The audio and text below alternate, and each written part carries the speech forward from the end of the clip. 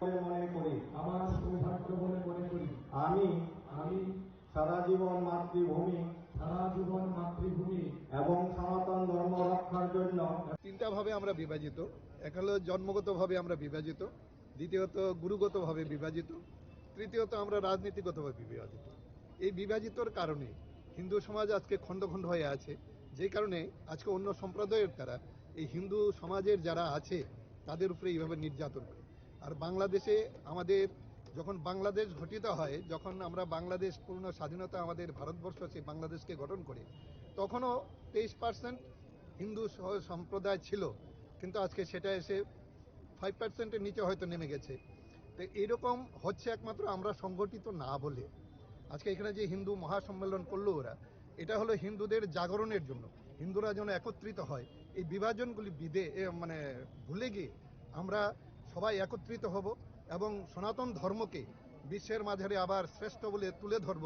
যেখানে রবীন্দ্রনাথ বলে গেছেন যে বলো বলো বলো সবে, শতবিনা বেনু রবে, ভারত আবার জগৎ সবার শ্রেষ্ঠ আসন লবে। সনাতন ধর্ম যদি জাগ্রত হয়, তাহলে আমাদের মহাকবি রবীন্দ্রনাথ ঠাকুর যে কবিতা বলে গেছেন তা সামনের দিনে প্রতিফলিত হবে, সেটা জাগ্রত হবে। সনাতন যদি জাগ্রত হয়, তাহলে ভারতও আবার শ্রেষ্ঠ আসন লবে। সেই দিন আমাদের সামনে এসে গেছে, আমরা সেই দিনটা হয়তো আমাদের পরবর্তী প্রজন্মই হয়তো সেটা দেখতে পাবে। বিশেষ ধন্যবাদ আপনাদের সবাইকে। তো সনাতন একত্রিত হোক, সনাতন মুষ্টিবদ্ধভাবে যদি একত্রিত হয়, তাহলে সনাতনের জয় হবে। সনাতন ধর্ম কি জয়। আর আজকের এই হিন্দু মহাসম্মেলন থেকে বাংলাদেশের উদ্দেশ্যে কি বার্তা থাকবে? আমরা সমস্ত সনাতন ধর্মীকে বলবো যে তারা একত্রিত হওয়ার জন্য, এবং বিধর্ম যারা আছে, অন্য ধর্মে যারা আছে, তাদেরকে বলবো পরসহিষ্ণু হওয়ার জন্য।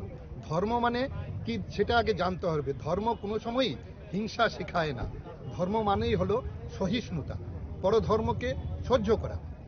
তাই আমরা তাদেরকেও বলবো, কারণ হিংসা আমাদের ধর্মে নাই, অহিংসাই পরম ধর্ম। আমাদের ধর্মে হিংসার কোনো স্থান নাই। সেই অহিংসাভাবে আমরা তার প্রতিরোধ করব। কেউ যদি আমাদের উপর আঘাত আনে, আমরা কাউকে আঘাত করব না, কিন্তু সেই আঘাতের জন্য প্রতিরোধ করার জন্য আমরা সংঘবদ্ধ হব। জুড়ে হিন্দু মহাসম্মেলন অনুষ্ঠিত হচ্ছে।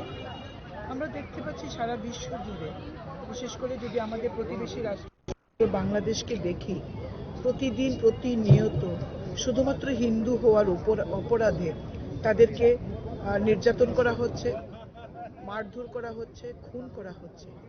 এমনকি আমাদের কাশ্মীরেও আপনারা দেখে থাকবেন, পেহেলগাঁওয়ে শুধুমাত্র হিন্দু বেছে বেছে সেদিনকার নারকীয় হত্যাকাণ্ড সংঘটিত করেছে চক্রান্তকারীরা, ষড়যন্ত্রকারীরা।